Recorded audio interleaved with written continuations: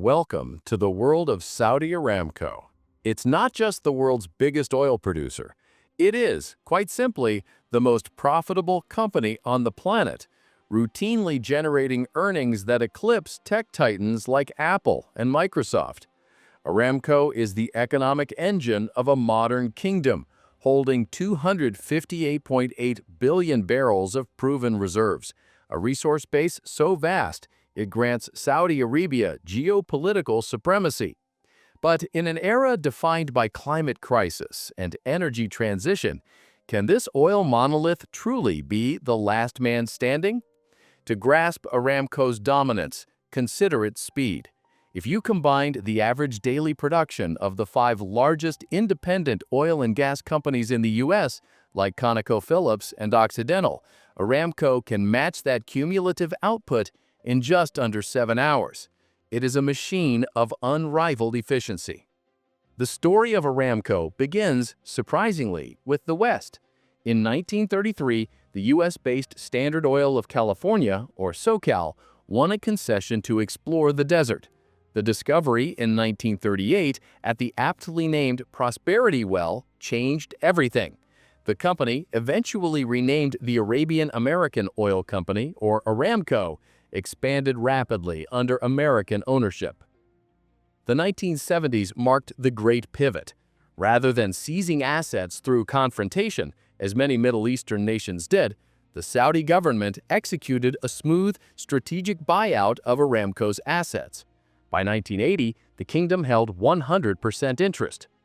This non-confrontational transition preserved operational excellence and ensured continued access to the technical expertise needed for efficiency.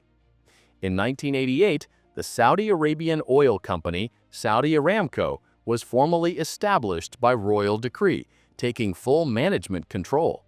This history confirms a vital truth. Aramco is not a purely commercial venture, it is an arm of the state. Aramco's profitability is rooted in geological privilege and ultra-low operating costs. While estimates vary, CEO Amin Nasser has cited extraction costs as low as $2 per barrel of oil equivalent, or BOE, for oil, with broader estimates placing the unit cost around $7.50 per barrel. This cost advantage allows Saudi Arabia to remain profitable, even when low oil prices cripple high-cost competitors, like many U.S. shale firms. In the high-demand environment of 2022, Aramco reported staggering pre-tax earnings of over $307 billion.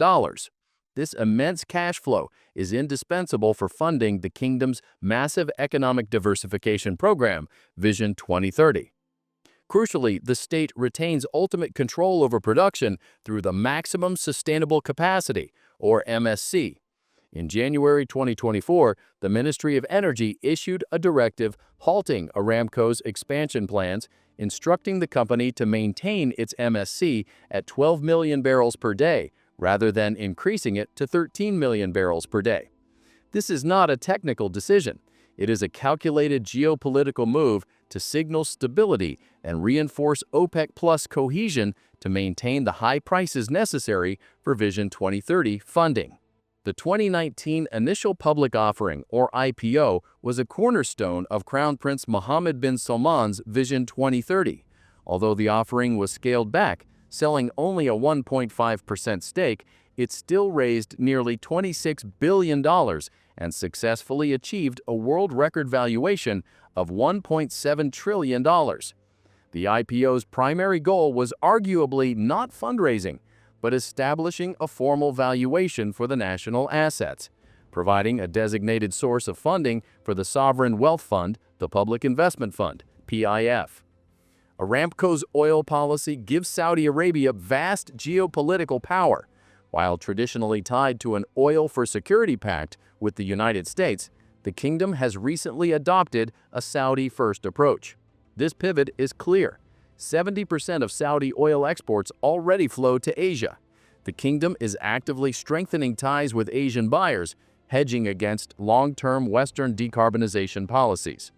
Aramco's entire long-term doctrine is encapsulated in its ambition to be the last man standing in global oil markets.